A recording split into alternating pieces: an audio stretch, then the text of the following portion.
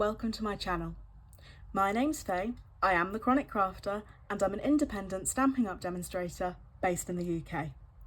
This is video 2 in my series that I'm calling One Sheet Wonder, using the Cute as Can Be suite of products, the designer series paper, stamps, dies, ribbon and these gorgeous epoxy dots. So if you haven't seen my first video, please do go back and watch this because it will give you the context of what we're doing. I have created a project book with 7 different projects that you can download from my description below. And I'm going through each of those 7 projects with you on YouTube. So what we've used is the cut apart piece of paper that comes in the designer series paper. Let me check the name. Cute as a Bug is what the paper is called. So you can either buy this individually or as a full product suite. And this is project 3 and project 4. So I've tried to order the projects in terms of difficulty to give us all a bit of a warm up with project 1 and 2. So we're now going to start to get a little bit harder as we go. So in the first video, we cut out some of the shapes from one of the pieces of paper using the dies. And we use those for card number 1. They can be used for card number 2, and they are going to be used for card number 3. So card number 3, we're going to use this gorgeous background panel to create our own scene with the bugs. So we've got loads of options of what we can do here because there isn't any bugs on here yet. So I'm going to pop these ones to the side for now because we don't need them for this project. So the first thing we're going to do is cut ourselves a card base. I'm using the shades Old Olive and Cloud Cover, and I just need to decide which one I want to use for this. I know that people say blue and green should never be seen, but personally I think these two actually go quite nicely together, and you have the grass and the sky in nature, so that's why. But I am going to go with the Old Olive. And to create the card base, I'm just going to get my paper trimmer. And I want this to be a landscape card base. So what I'm going to do is I'm going to score it at 10.5 centimetres. So this is A4 cardstock. I'm in the UK. So I score it at 10.5, and I'm then going to cut it at about 14.8.5.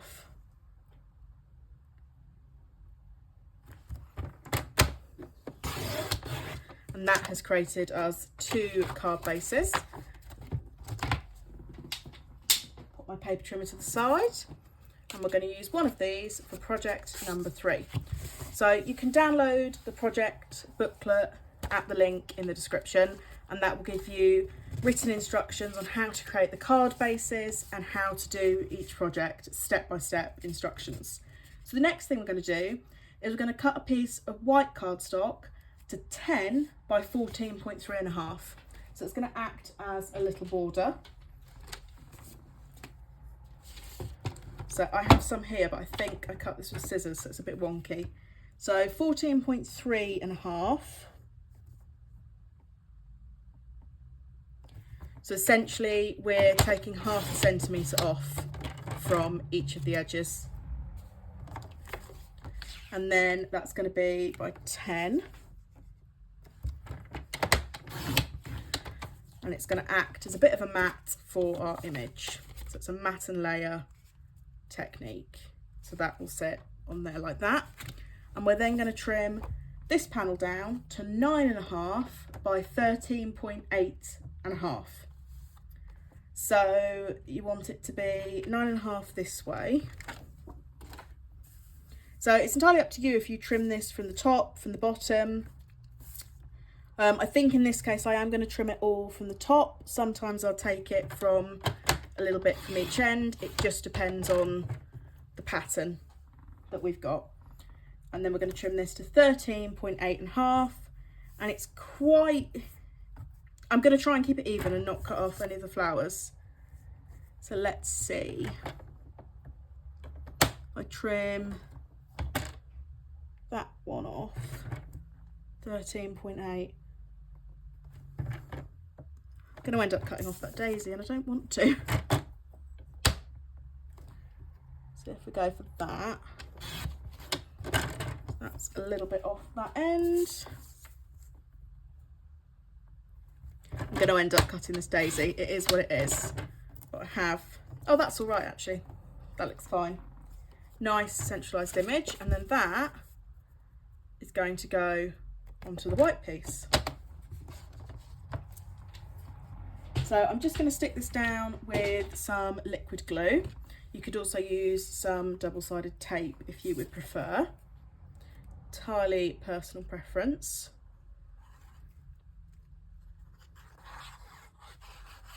So just get that stuck down now. And I like to stick everything onto my card base as the final step. I know some people like to sort of layer it up as they go, but I like to do that as a last step. And I'm now going to look at building up my scene of bugs. So I can add one of these flowers on. That might be quite nice. We've got, is that Gorgeous Grape? I want to say that's Gorgeous Grape, this little caterpillar, but I'm just going to check.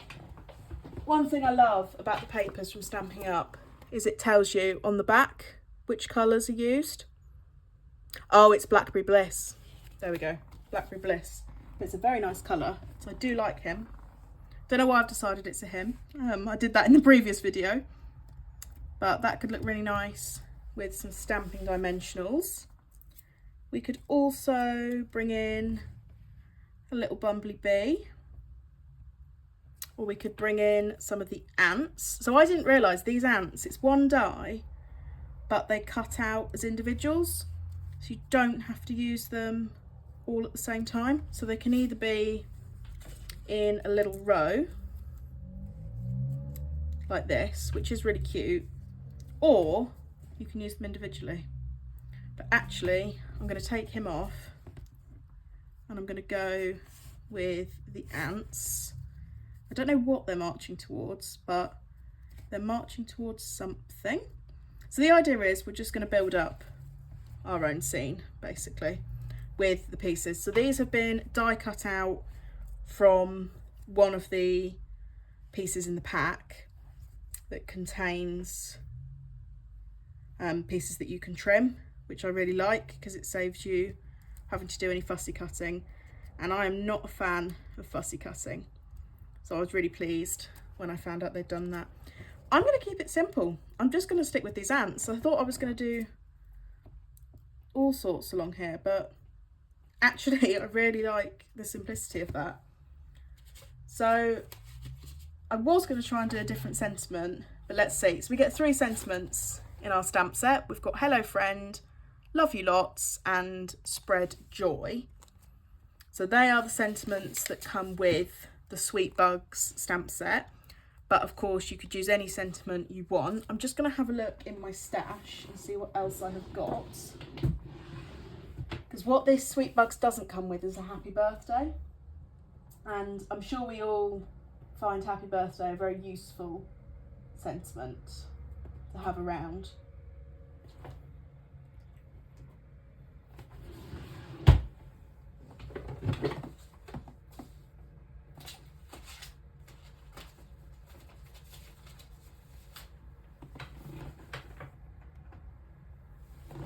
So this is the Fabulous Sayings stamp set, and this was the product of the month for January 2026, and I believe this is still available. So if you spend, I think it's £70 online with Stampin' Up, you can get the product of the month for just £5. And in January they were really generous and gave us this fantastic stamp set, which has got so many sentiments in it. It's super duper versatile. So I was going to do happy birthday, but I'm actually thinking I'm going to do thank you, because thank you cards are very, very useful. And when I do birthday cards, I tend to design them with specific people in mind, whereas thank you cards I like to have ready to grab and go. So I'm going to do thank you. I'm going to come in with my Stylish Shapes dies. Always find that a mouthful to say. And I'm going to cut one of the circle ones. Just need to work out which size. So it's going to be that bigger one. And I'm going to stick that on there, like that. Although that is quite big. Oh, I'm not sure now. I was going to cut out a circle, but that's a huge circle. Decisions. Okay, I'm actually going to cut a piece of this. Rather than using white cardstock, I'm going to use old olive. So I'm just going to see if I have a scrap piece of the old olive. And I do, from another project. So I'm going to cut a circle of that. And I'm going to do some more heat embossing. I have said it before, I will always say it. Heat embossing is one of my favourite crafting techniques. So whenever there's a chance to do it, I will be doing it. So this is entirely optional. If you don't have heat embossing supplies, then of course you don't have to do this. Or even if you do have heat embossing, maybe you're not sure quite what you're doing, and this could be the push you need to have a go. So I'm going to stick down my ants before I use my heat tool, because heat embossing uses a hot tool that blows hot air, and I don't want my ants to literally be blown away with what I do. See what I did there? Terrible joke. So I'm going to stick these down so that they're nice and secure. Need some more glue.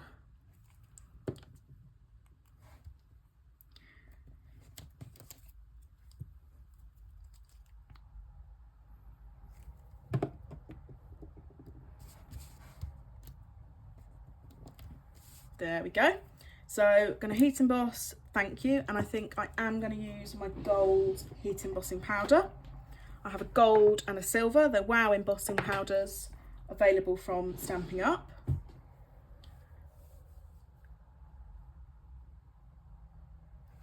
Somewhere on here, oh, it's there. I was going to say I can't find my acrylic block. It's right there. And then I'm going to come in with my clear ink pad. So you won't be able to see this at first. So clear ink pad, scrap piece of paper, and I'm going to stamp my sentiment onto my old olive circle. Want to make sure it's nicely inked up. So that's going to get stamped onto there. I want there to be a good amount of ink, because that is how it's going to cling on. Worth noting, you can't use the Stampin Up ink pads for this because they are dye-based inks. So if you try and heat emboss over those, it won't work. You have to use a sticky ink. So that's either a wet pigment ink or a Versamark embossing ink pad. And you have to do it while it's wet. So sometimes people who've not done it before wait for the ink to dry. But as soon as you've stamped your image, you want to get in there with your heat embossing powder. There we go. And I'm just going to tip the excess back into my jar.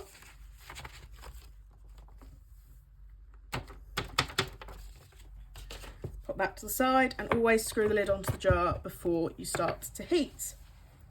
So it will get hot. I use the end of my take your pick tool just to hold my image down whilst I heat it.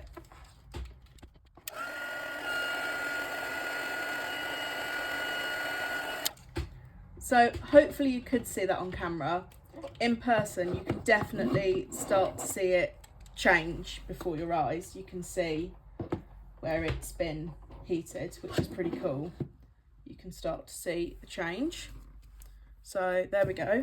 Oh, I've just missed a bit at the end there. So do always use your tool to hold it down. It does get super hot.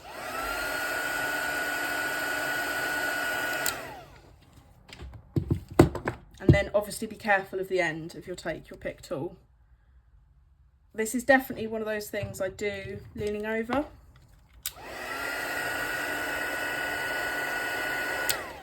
So I do struggle a bit to do it on camera because I can't see what I've done. Otherwise my head would be in the way and you wouldn't be able to see. But there we go. We have a very shiny thank you, which I'm hoping shows up on camera. So I wanted to use the ribbon on this card, the speciality RickRack, which is in Old Olive. I can't tie bows, I'm terrible at it. So I like to trim a piece of the ribbon and just lay it flat. I think that can look really, really nice. So don't think if you can't tie bows that the ribbon isn't for you, because you can make use of it. It's a bit prone to fraying, this ribbon, so I have just cut quite a bit of extra off the side. Now I won't put any adhesive along the front because it would show through, but what I'll do is I'll flip this over and I will then look to stick it down along the back here. So I'm just going to go in with the wet glue, and then what you can also do to hold it in place is stick a piece of tape down. It can be double-sided tape if you then leave the back on, but unfortunately I have lent my double-sided tape to my mum and I haven't gone and pinched it back. So I'm just going to come in with some normal, actually I'm going to come in with some low tack tape on this. It's just something to hold down the glue, because it doesn't always stick with just glue, and it doesn't always stick with just double-sided tape. So the more methods that you stick your ribbon down with, the better. And then I can just go in and straighten that and make sure it's where I want it to be. So it's not stuck on the front, otherwise we'd see the glue. And then I'm going to use some of these gorgeous epoxy dots. If I pop them there, you can hopefully see. And they remind me of raindrops, dewdrops. I'm going to stick some of these around my sentiment, because they're just going to add a little bit of, it's not really sparkle, because we get that from the embossing powder, but it's a little something that you will be able to see really well in person. It looks really good in person. I'm not sure how much you can see on camera. And I'm then going to come in with my stamping dimensionals, the standard size, and just pop up my sentiment panel a little bit. Use 3 of those on the back, take those off,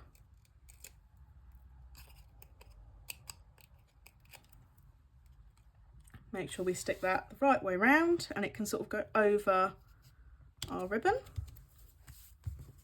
There we go, that's our panel. So that tape is going to stay on there. I'm going to come in with my wet glue again, which I definitely need to do something for this poor glue bottle, because I can feel that it's got really clogged up again. And ironically, I decamp my glue into these bottles to help make it easy to squeeze for me, and then I leave the lid off, and then it doesn't, if I leave the lid off, it then goes dry and it gets clogged. So there we go. Line this up on here. Just make sure I can't see any of that tape. Line that up onto here. I like using wet glue because it does give you an opportunity to sort of shift your project around, whereas if you have used double-sided tape, once it's stuck, it's stuck. You can't do anything about it without completely ripping it off. So I would suggest wet glue for this bit. Make sure that's stuck down nicely, and there we go. That is project number 3. So a little bit more advanced because we've designed our own scene, but still nice and easy for a beginner. So project number 4. I've rated the difficulty of project number 4 as a medium. So it looks like we're getting a little bit harder. Just going to pop that to the side for now. So we're going to take the spare card base, and this time we're going to use it in portrait orientation. So rather than landscape, it's going to be that way round. And we're going to cut a piece of pattern paper in any pattern that you would like, and we're going to cut it to 9.5 by 13.8.5. So we're taking off a whole centimetre for that one. And the cut apart piece that we will be using is this one with dandelions. So I want to choose some paper that coordinates with that.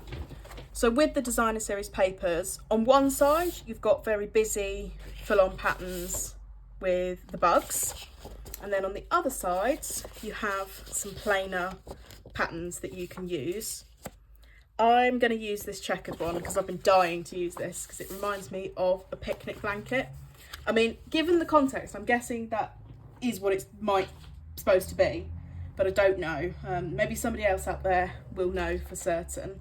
So I'm going to cut a piece of this to 9.5 by 13.8.5. So I'll just come in with my paper trimmer again. Just move the card base out the way. Now I'm being mindful of which way I'm cutting it based on this as well. Although with this pattern, it is a versatile pattern. It could be used either way around the picnic blanket. So 9.5. Pop that to one side. And then 13.8 and a half. So a little bit.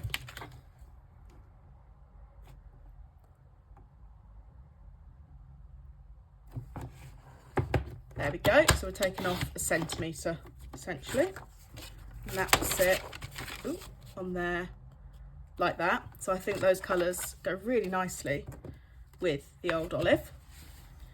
Then I've got my dandelion piece, and then the next step I was going to do was to cut a little banner, but I must confess I haven't actually tried designing these cards before I came on camera to do it, which is shocking, I know. So the decision about the banner, measurements for that, I think I'm going to use cloud cover because it will tie our dandelion as the cloud cover sky, and then the grass and the leaves with the old olive, it will tie it all together. And I want the banner to sit about here. So I'm going to try and cut it to, pop that to the side so I can see it. I'm going to try and cut it to 4 centimetres and see what that looks like. So I'll tell you how big your banner's going to be in just a moment. Is it going to be 4 centimetres? It's going to be 4 centimetres. There we go. So it's going to be 4 centimetres, and I wanted it, just got to decide if I want it to run the length of the card or as a piece. So this red picnic blanket piece is 9.5 long. I'm going to cut the banner to be 9 centimetres long. So at the moment it's 9 by 4. So it will just sit on there, and that will sit on there. So now we just need to cut in the actual banner strips. It is just cardstock. It's okay if you mess it up. You can just cut another piece and go again. So 4 centimetres. And I'm not going to trim it down to 9 this time so that I can mess it up. But what I am going to do is get a ruler and a pencil and just gently mark what I'm trying to achieve. I don't know why banners are something that continually stump me, but apparently they are. So just come in with a ruler here. And our midpoint of this, we know is going to be 2 centimetres because it's 4 centimetres wide. So that's the 2 centimetre mark. And I want to cut it so that we're going from the corner to our 2 centimetre mark, and then again from the corner to our 2 centimetre mark. So there we go. That's not perfect, but it's given me a guide on where to trim and where not to trim, like I did on the first one. So I'll go ahead and line that up, and obviously it is important to stop when you're at the right point of your banner. So stop when you've gone all the way in, which is, I know that's easier said than done. Again on this one, try and line it up and go through to my banner. Have a look where we got to on that one. So that needs to be a little bit longer. And then again that bit on that side needs to be a little bit longer. So if you do have any tips on how to do banners, please either drop me a message or put a comment on this video, because it seems to be something that I continually get wrong. Even when I've drawn myself these little guides, it's still a bit short. I mean, I'm sure like everything, it's a bit of a practice thing, and the more times you do it, the easier it will become. There we go. No? Okay, I'm going to get my scissors out. I'm going to trim it with my scissors, which might be the way to go, to be honest. Might just be the easiest way. If you can cut a straight line with your scissors, then that is the answer. And I'm now going to cut this to 9 centimetres so that my point at the bottom is 9 centimetres. So I'll trim it there, and then that's my scoring blade, that's no good, and then there. That's 9 centimetres and it's going to sit there. There we go, got there in the end, eh? One of those things. So I'm going to stick it over towards the left hand side and have my dandelion there. So I'm going to put my paper trimmer to the side again and start to assemble this card. On the dandelions, I wanted to add one of these bumblebees, and I wanted him to have the really cute watering can. So he's going to come along and it's like he's watering the plants, which I thought was really, really sweet. In terms of a sentiment, it's going to sit along the bottom there. Just need to work out which size of these banners. So you could use, I mean, this large banner is smaller than what we've done here, but if you're like me and you're absolutely shocking at cutting banners, that could be a good option for you.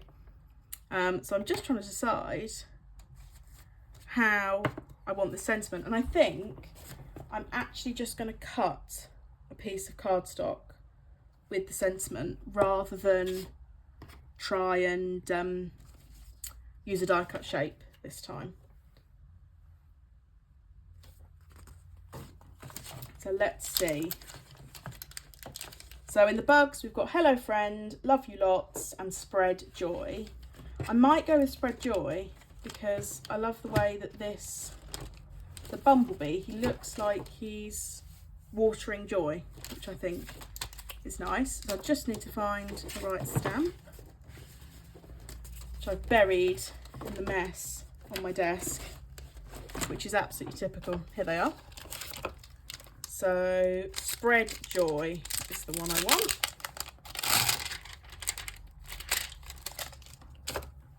And that will go nicely along there. Oh, I might just stamp it straight on to the red, straight onto our picnic blanket. And I'm going to use black ink for this, a nice strong, confident black stamp. So take off our thank you from earlier, pick up our Spread Joy, and if I mess this up, I can always cut out another piece of the red. So I know people are normally quite afraid to stamp onto the designer series paper, but we could use the other side of this.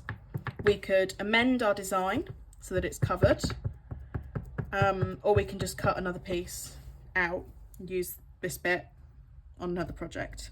So I'm going to put Spread Joy along there.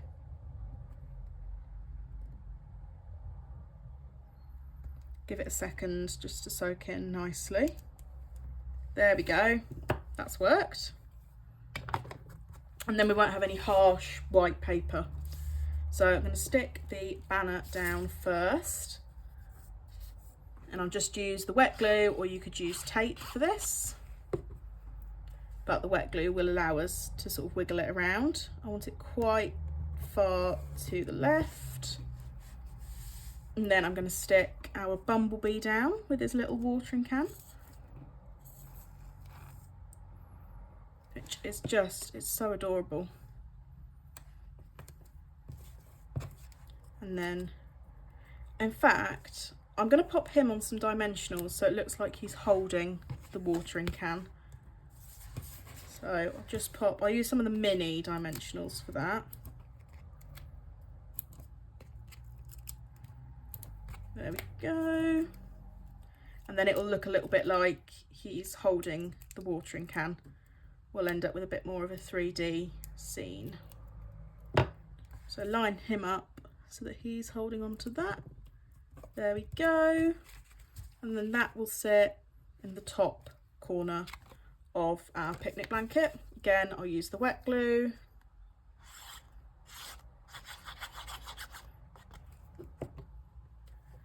Pop that on there.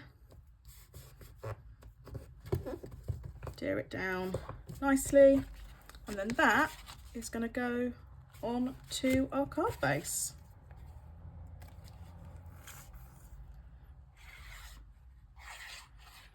And our bumblebee will be spreading joy, which is just lovely. That's upside down. Don't stick it on upside down. That wouldn't be very joyful, would it?